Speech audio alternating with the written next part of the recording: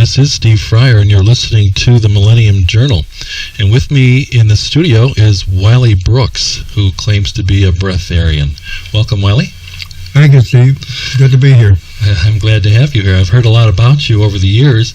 When I moved to California, I was fortunate to be able to locate you relatively quickly, and I had no idea where I'd find you, but when I had a show back in Chicago, I always thought I'd wanted to interview you, so here's the opportunity. I'm really thankful I can have you here today. Well, I'm glad to be here.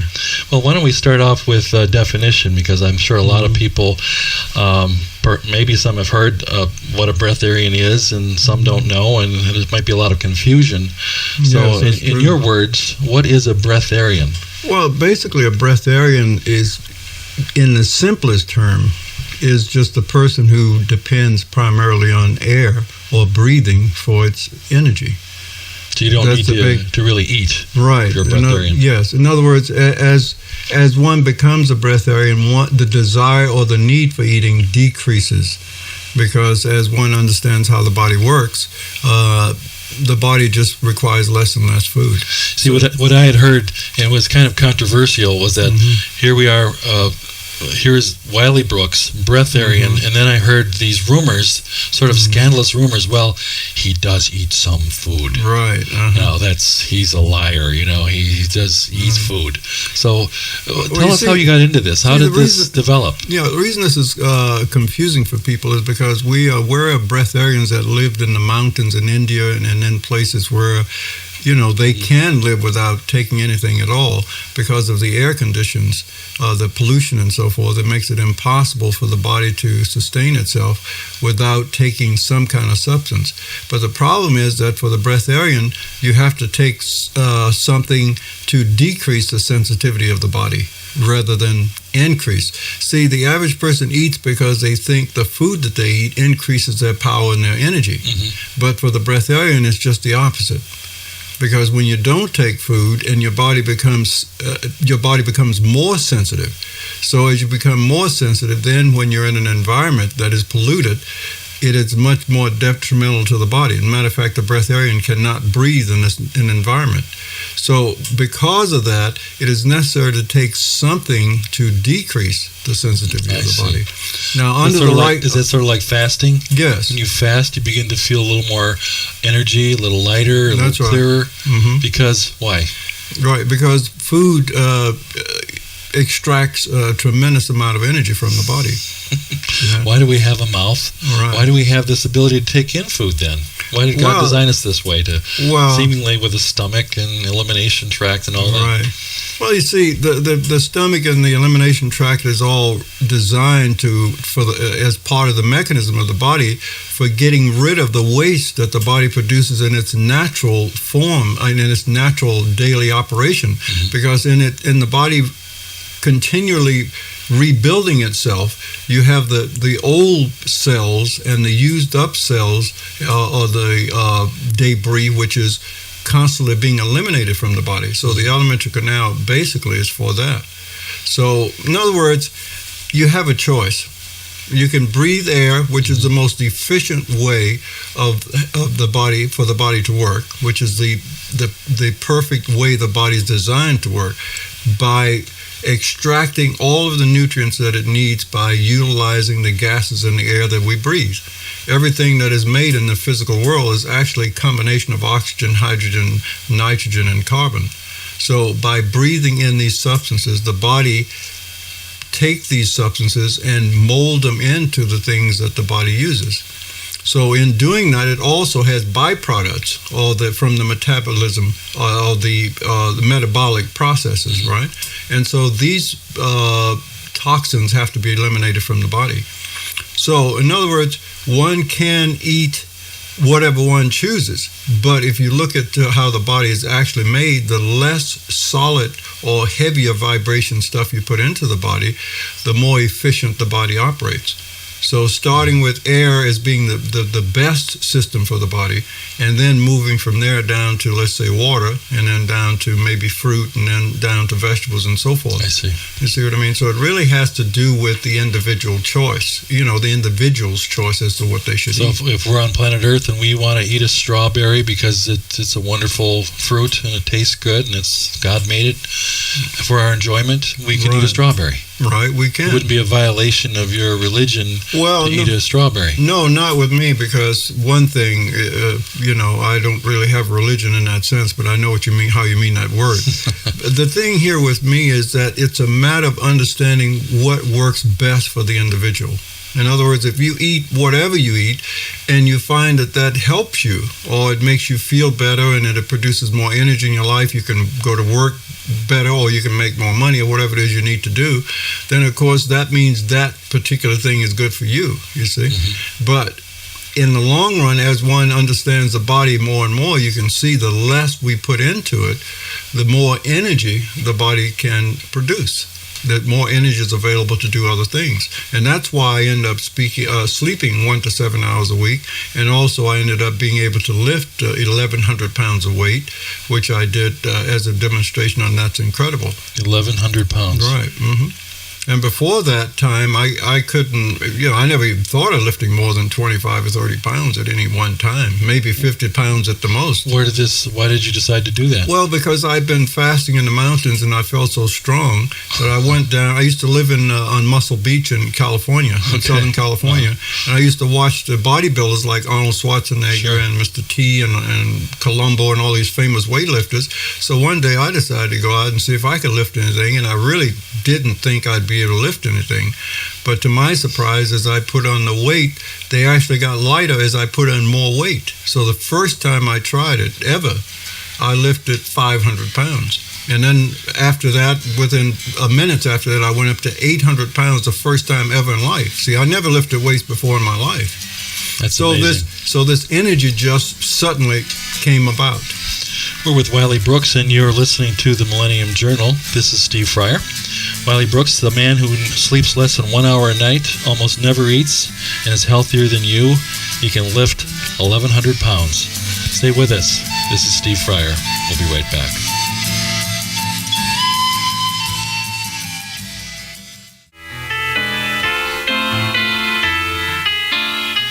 And we're back. This is Steve Fryer, and you're listening to the Millennium Journal. And with me as my guest is Wiley Brooks, Breatharian extraordinaire. And before the break, you were starting to get into a little bit more about you, and where we were going, I think, was to ask you how you got involved with Breatharianism and where this all started. Well, how old were you and all that? Well, it all started for me when I was in my late 20s, and the reason it started is because I had an injury that I had brought about by a swimming accident, swimming and doing the diving, the springboard diving, and I couldn't get it cured or healed. I went to chiropractors and so forth. Matter of fact, it was with my lower back. And so I started doing some investigating, and I discovered that a lot of people who claim to do healing did a lot of fasting.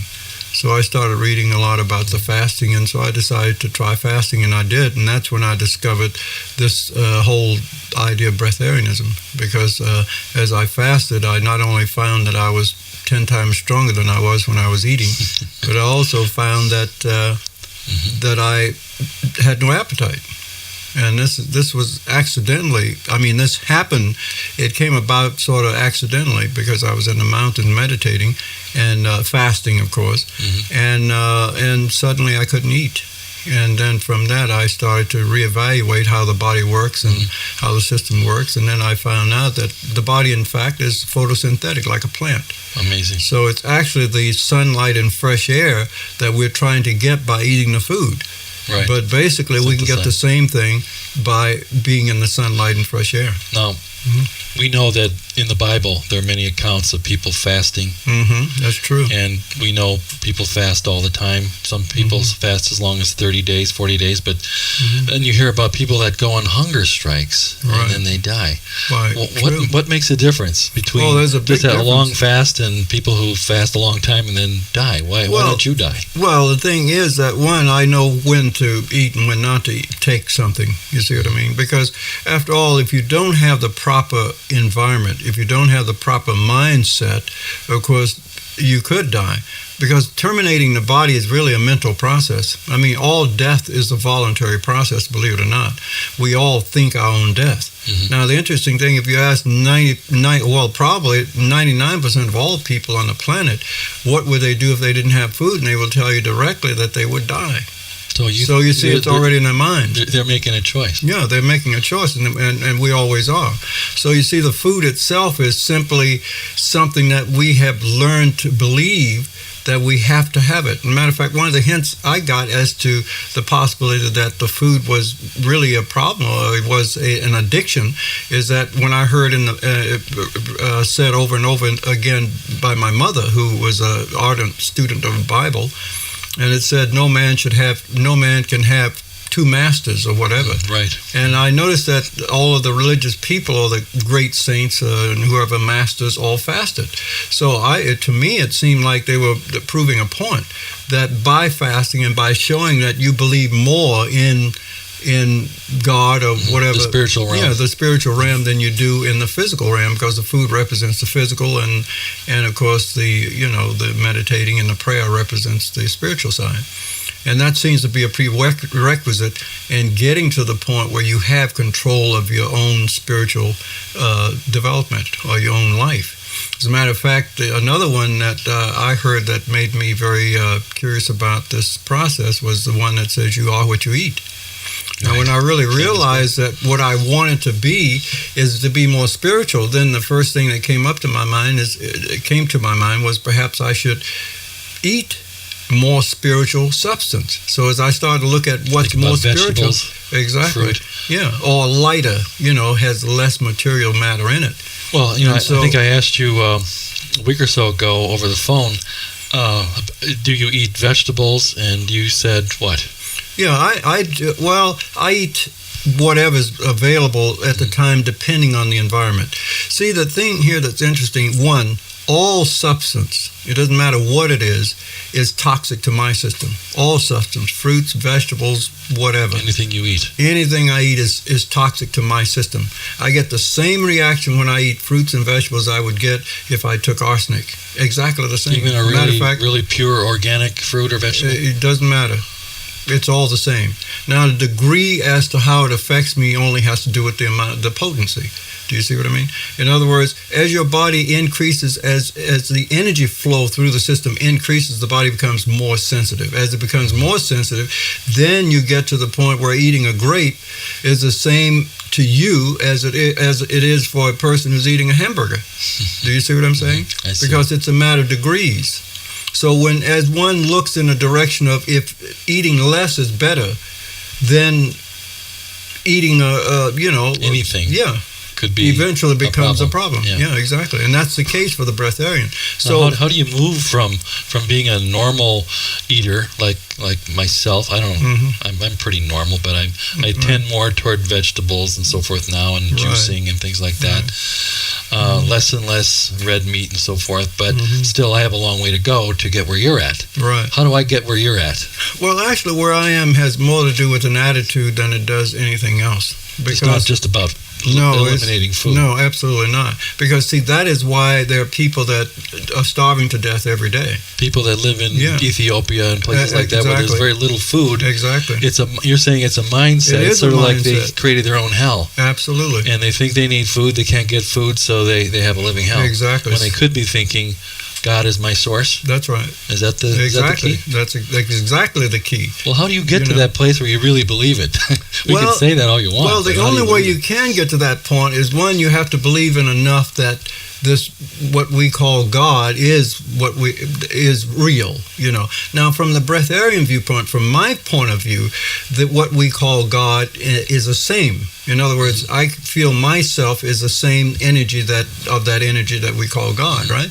So for me, first I had to. It's all about trust. It's all about believing, in yourself as well. Mm-hmm. Now, when it came to the point of deciding what is it that keeps me alive? Is it the breath of life? Does it come from that source called God, which is inside of each of us?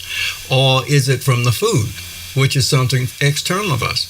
So when you get to that point, you have to decide which one it is. Now, the only way you can be sure that it is the God energy that you are is that you have to stop eating. Now, once you stop eating, then you can see that it's not the external stuff that keeps you alive. It's actually the external stuff that leads you toward your death. Do you see what I mean?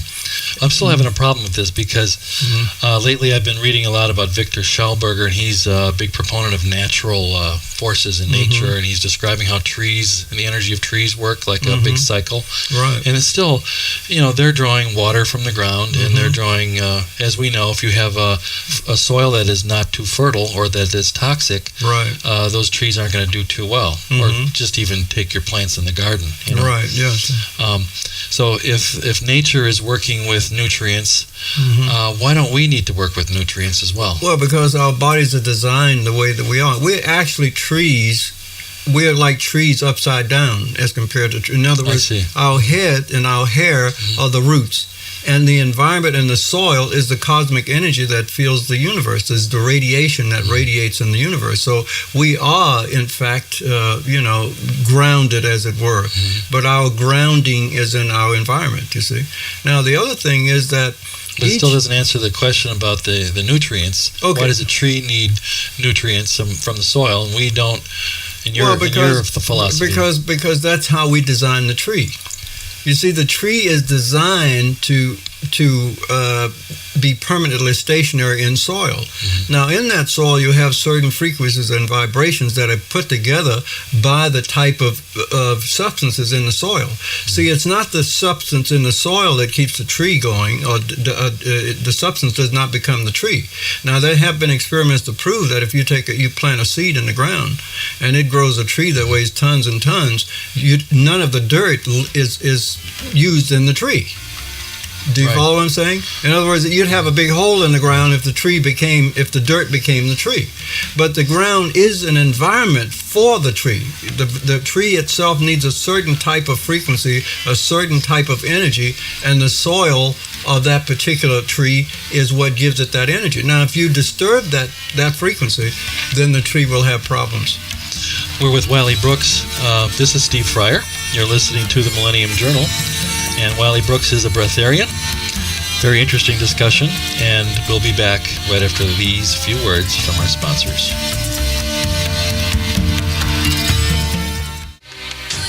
And we're back. This is Steve Fryer. You're listening to the Millennium Journal. And with me in the studio is Wiley Brooks, the man who sleeps less than 1 hour a night, almost never eats, is healthier than you, and can lift 1,100 pounds. How much do you weigh, Wiley? I weigh about 140 at this time, maybe 45. So you can lift. What's the ratio of weights you can lift? Well, when I did the demonstration, that's incredible. I lifted nearly 10 times my body weight because I weighed then only 125, and I have lifted 1,200 pounds. Wow. At 120. Now, interestingly enough, as I put on more weight and being in an environment, in the city and polluted and all that stuff, I have less energy. So now I'm up to about 140, 45, right? And I would lift, I'd lift 900 pounds without too much effort at this point. And I am 62 years old, so I'm a little bit older than I was when I did 1,200. So you're doing all right. But, yeah, I feel safe at about 900 now. Well, I wanted to ask you about how you got into this, and we covered it a little bit earlier. But I wanted to know, did you have a teacher? It seems like you might have studied this somewhere or something. No, I didn't have a teacher. I had some kind of an initiation or something. Well, it actually I just had this strong desire to find out where the energy comes from. I read the story about the lady who lifted a 2 or 3 ton truck off her son. Oh, right. And I think everybody's heard that story. Sure. And I wanted to find out, how is that possible? And if it is possible, why couldn't it be possible all the time? And as I started looking into it, once again, it led to fasting.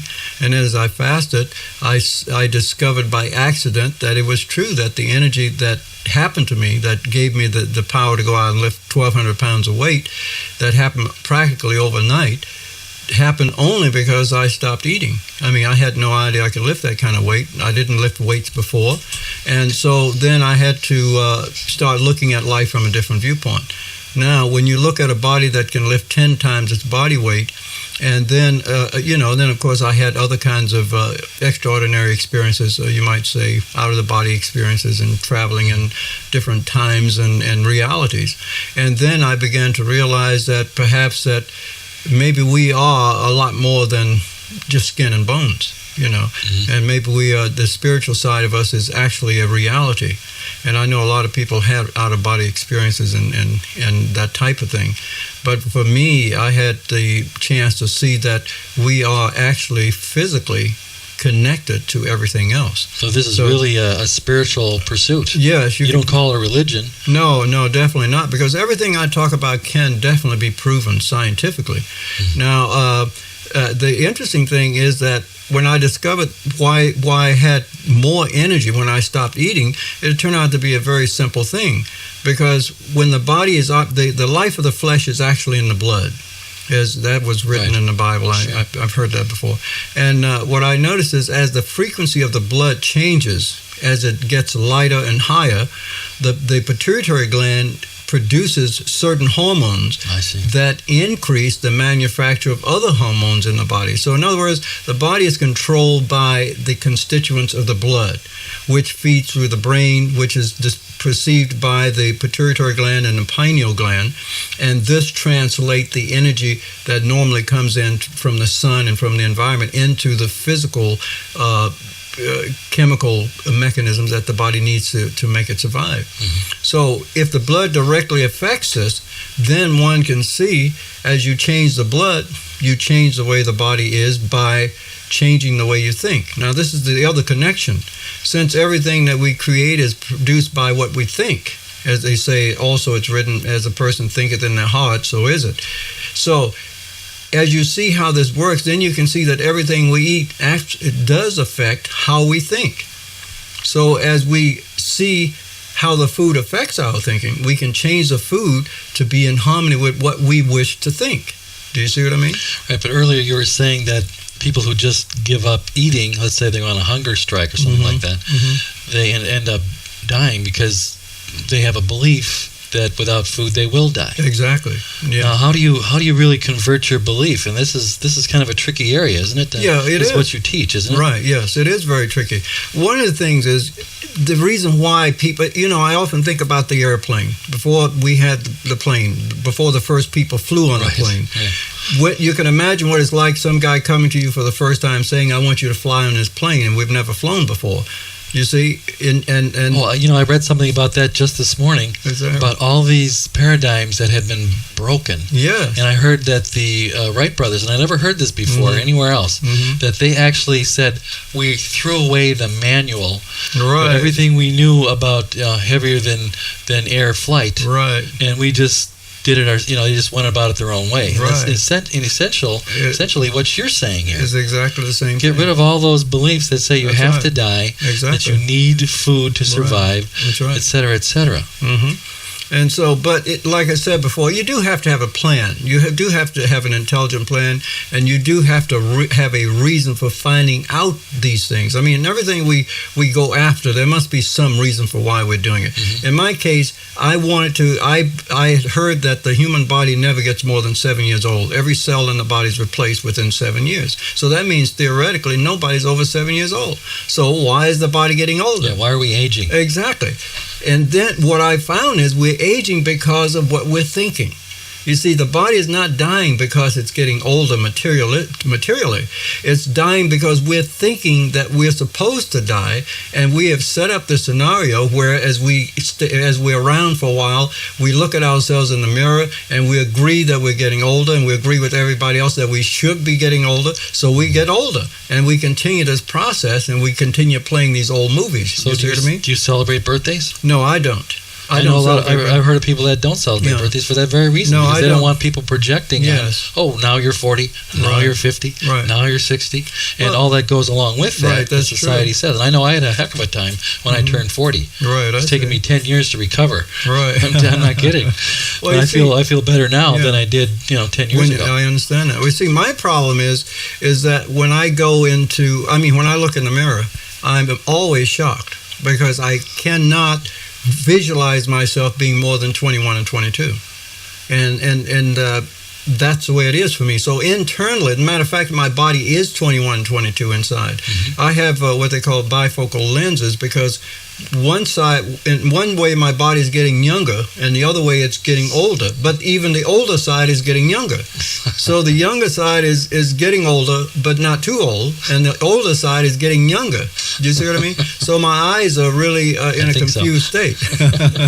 I'm very confused. So somewhere the two will get together. In other words, the younger part will get mature to its natural state of about 22, and the older part, which is now thinks it's 62, will move back to 22. So somewhere they should meet. But anyway, the basic thing that brought me to this point, and the basic desire to get to this point, one was to figure out who I am. Now this was who are you? Exactly. Who am I? Well, I am a spiritual being sustained by the breath of life. Now that's one way I can put it. I like that. The other way I like to put it is because we are creators.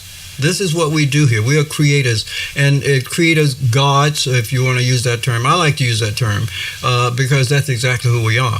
When you creator gods. Yes, we are. We are actually creator gods. We're here for the purpose of creating the type of world we want it to be. In other words, we're here to create heaven on earth, as it were. Or heaven, could go the other way. It is. It has gone the other way. And the thing was, and is, that when I became what you might call a breatharian, I got a chance to see that why it was going the other way. Why? And one of the main reasons why it was going the other way was because of what we were putting in our stomachs. Remember the story in the Bible? It's another thing that gave me a hint, is when it said that man was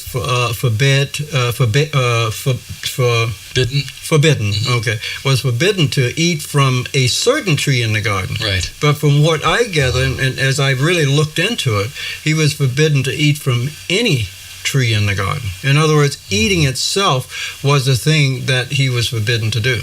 That is amazing. Yeah. Now, when I did the reason why I did my first fast, the amazing thing is that I had heard, and I'd read a lot of books on people who had fasted. And one thing I noticed from everybody who fasted, no matter what their religion or what their belief or what their creed or whatever, they always said, I felt closer to God. So when I started fasting, the same thing happened to me. I felt closer to God. And matter of fact, I felt so close to God, I actually realized that I was God. I was the same essence. I was that power. I was connected to everything. So then suddenly, I could not see myself as separate from anyone else.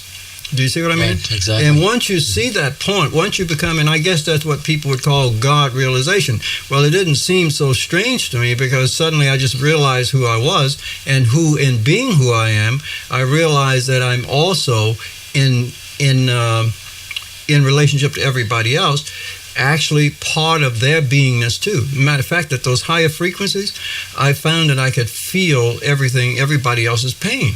So that's one of the reasons why we eat. We eat because it dulls the senses, and it keeps us from being sensitive to everybody else's pain. So we're less psychic.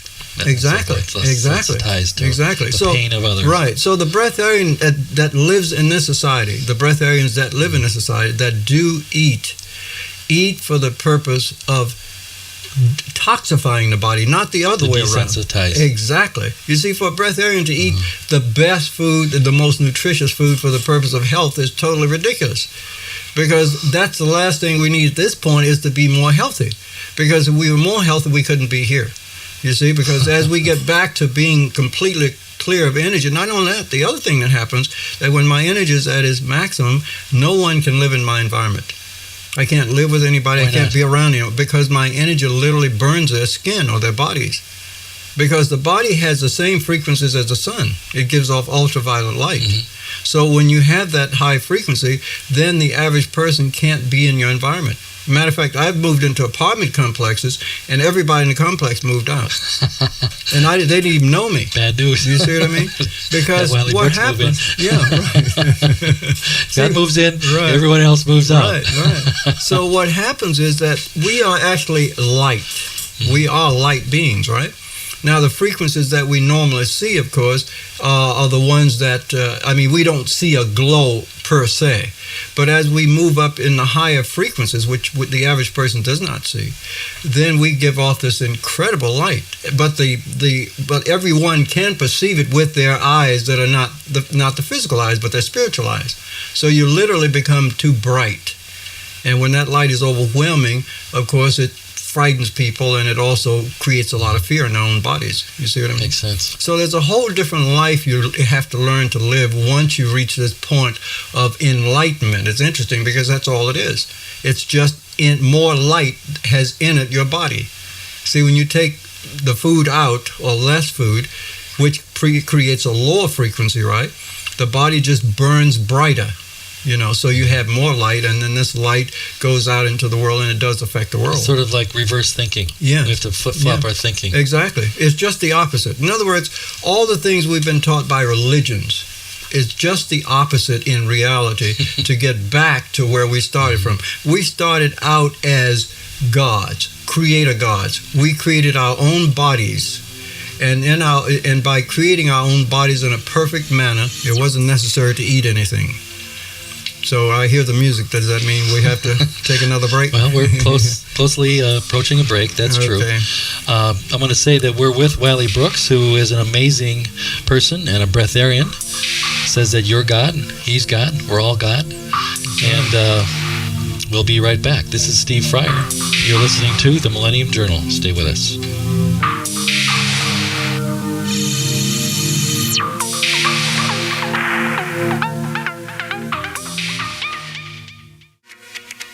And we're back. This is Steve Fryer, and you're listening to The Millennium Journal.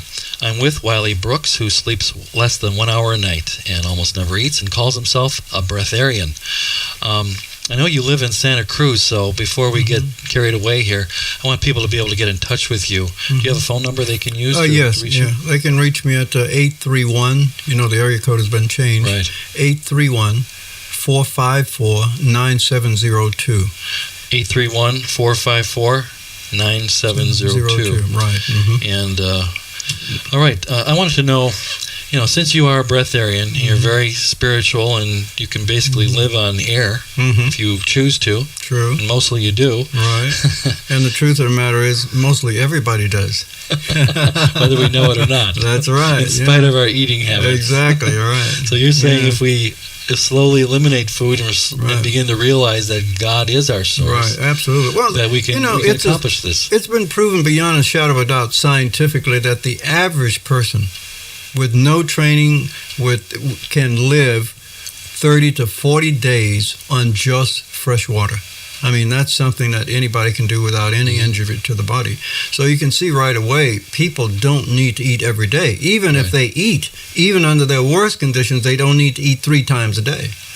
Do you see what I'm saying? Right. And the way the body is designed, since it works in cycles like everything else in nature, when you're eating food, the body stops its eliminative process, and so it can't heal itself, because the healing phase comes when it's eliminating the food.